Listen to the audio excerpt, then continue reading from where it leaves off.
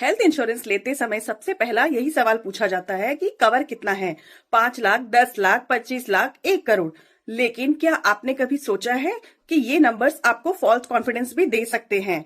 क्योंकि health ensure में सबसे ज्यादा कंफ्यूजन सम इंश्योर्ड को लेकर ही होता है। सम इंश्योर्ड सुनने में तो बहुत सिंपल लगता है, लेकिन रियलिटी में यही फीचर सबसे ज्यादा नुकसान करवाता है अगर इसे आपने सही से ना समझा हो तो।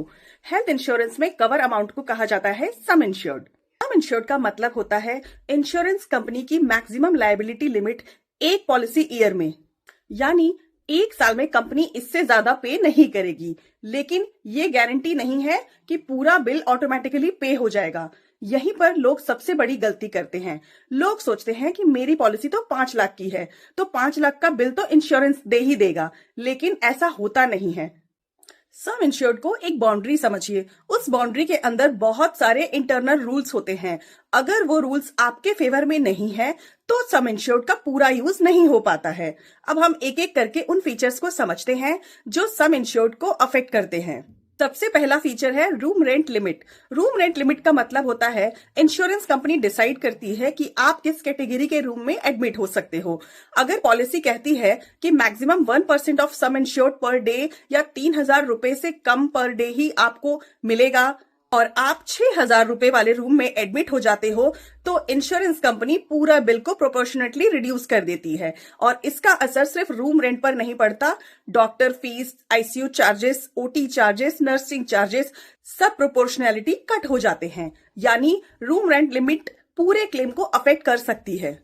दूसरा फीचर है आईसीयू सब लिमिट। कई पॉलिसीज में आईसीयू चार्जेस पर भी परसेंटेज या फिक्स्ड अमाउंट की लिमिट होती है। आईसीयू ट्रीटमेंट नॉर्मली बहुत एक्सपेंसिव होता है। अगर आईसीयू बिल पॉलिसी लिमिट से ज्यादा हुआ तो डिफरेंस पेशेंट को ही पे करना पड़ता है। तीसरा फीचर है डिजीज वाइज कैपिंग। ये फीचर सबसे ज्यादा डेंजरस होता है और सबसे कम समझाया जाता है। इंश्योरेंस कंपनी कुछ डिजीज के लिए मैक्सिमम पेएबल अमाउंट डिसाइड कर देती है, चाहे हम सम इंश्योर्ड कितना ही बड़ा क्यों न ले। अगर डिजीज कैप छोटी है तो नुकसान तय है। Fourth feature is copay clause. Copay का मतलब होता है हर क्लेम में एक फिक्स परसेंटेज आपको खुद पे करना होगा। 10%, 20%, कुछ भी। सीनियर सिटीजन पॉलिसीज में ये बहुत कॉमन होता है। आप इमेजिन कीजिए कि आपकी पॉलिसी 10 लाख की है, लेकिन रूम रेंट लिमिटेड है, आईसीयू कैप्ड है, डिजीज कैप्ड अप्लाइड है और कॉपी भी है, तो प्रैक्टिकली यूजेबल कवर 10 लाख का नहीं रहता।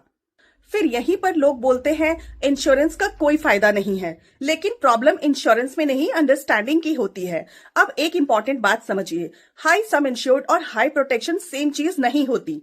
मार्केट में आज 50 लाख और 1 करोड़ के कवर्स इजीली अवेलेबल हैं, लेकिन अगर फीचर्स वीक हैं तो ये कवर सिर्फ ब्रोशर नंबर बन के रह जाते हैं। इसलिए स्मार्ट इंश्योरेंस बायर कभी सिर्फ नंबर्स नहीं देखता, वो स्ट्रक्चर देखता है। अब एक लॉजिकल सवाल आता है, तो सही सम इंश्योर्ड कितना होना चाहिए? इंडिया में मेडिकल इन्फ्लेशन हर साल बढ़ रहा है। Private hospitals regularly charges revise कर रहे हैं।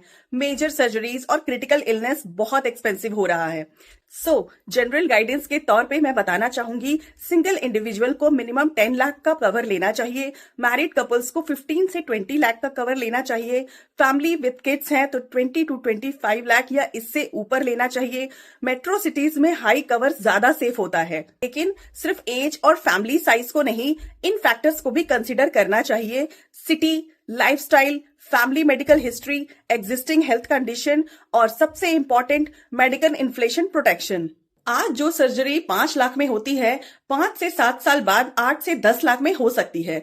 इसलिए अंडर इंश्योरेंस सबसे बड़ा रिस्क है, लेकिन ओवर इंश्योरेंस भी विदाउट स्ट्रक्चर काम का नहीं है। इस बेस्ट अप्रोच यही होती है, adequate sum insured plus no room rent limit, no disease wise capping, low या zero copay, clear ICU coverage. ये कॉम्बिनेशन रियल फाइनेंशियल प्रोटेक्शन देता है। हेल्थ इंश्योरेंस का पर्पस सिर्फ टैक्स सेविंग नहीं, पर्पस है मेडिकल इमरजेंसी के समय सेविंग्स को बचाना, और ये तभी पॉसिबल होता है जब सम इंश्योर्ड सही स्ट्रक्चर्स के साथ लिया गया हो। अगर आपके पास ऑलरेडी हेल्थ इंश्योरेंस पॉलिसी है तो एक काम जरूर करिए, पूरे डॉक्यूमेंट्स को निकालिए और उसे पढ़िए। सम इंश्योर्ड देखिए और फिर फीचर्स रीड करिए। रूम रेंट, आईसीयू लिमिट्स, कोपे, डिजीज कैप्स, अगर ये सब क्लियर हैं तो आप सेफ जोन में हैं। और अगर ये क्लियर नहीं है तो ब्लाइंडली रिन्यू मत करिए। हेल्थ इंश्योरेंस कोई एनुअल रिचुअल नहीं है, ये एक फाइनेंशियल डिसीजन है जो फ्यूचर शॉक से प्रोटेक्ट करता है। सो इस कॉन्सेप्ट को अच्छे से समझ लीजिए, क्योंकि हेल्थ इंश्योरेंस में सबसे महंगी गलती गलत अजम्पशन ही होता है।